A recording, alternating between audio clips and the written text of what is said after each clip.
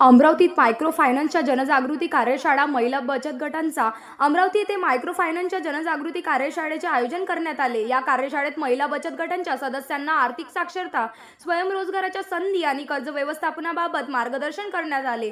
Micro फायनान्सच्या माध्यमातून अनेक बेरोजगारांना स्वावलंबी होण्याची संधी उपलब्ध होत असल्याचे यावेळी सांगण्यात आले। तसेच वाढत्या सायबर फसवणुकीच्या पार्श्वभूमीवर कोणताही अनोळखी लिंक, कॉल किंवा ओटीपीवर विश्वास ठेवू नये अशा महत्त्वाच्या सूचना देण्यात आल्या।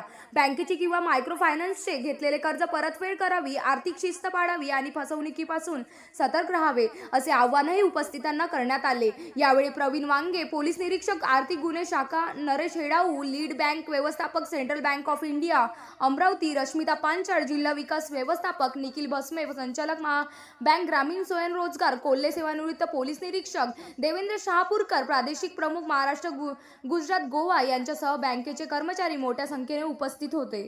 मायक्रो फायनान्स इंडस्ट्री नेटवर्क करून जे लोकांमध्ये आपण व्यवहार करताना, आर्थिक व्यवहार करताना कशी आपण जागरूकता बाळगली पाहिजे त्या संदर्भात इथे ही कार्यशाळा आयोजित करण्यात आली होती।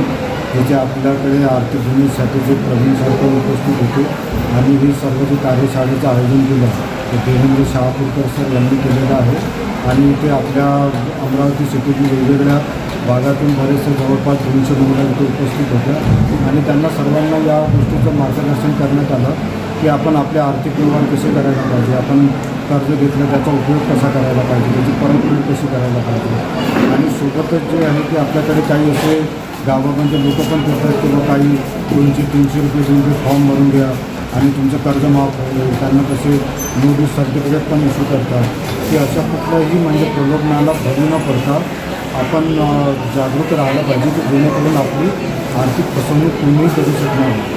कारण एकदा आर्थिक फसवणूक झाली तर तो पैसा परत येणं खूप कठीण असतो। त्यामुळे यांच्यातर्फे हे आपल्या जिल्ह्यात असतील तर पूर्ण महाराष्ट्रामध्ये हे जागोजागी असे कार्यशाळा घेत आहे की जेणेकरून आपले लोक अवेअर होतील आणि कुठल्याही अशा फ्रॉड प्रस्तावाला बळी पडतील।